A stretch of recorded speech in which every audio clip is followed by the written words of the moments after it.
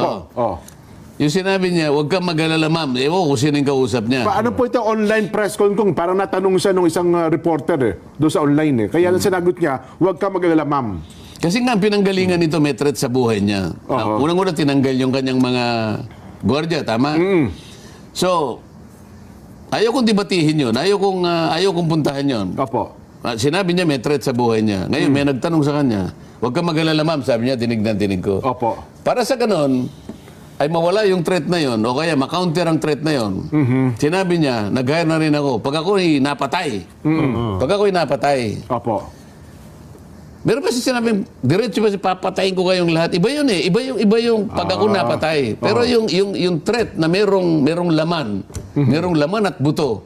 Opo. Diyan, tandaan mo to. May laman at buto, opo. Walang kondisyon ito, papatayin kita. Okay, opo. Diretsa. Diretsa yan. Diretso yun Oho. Kaya sinasabi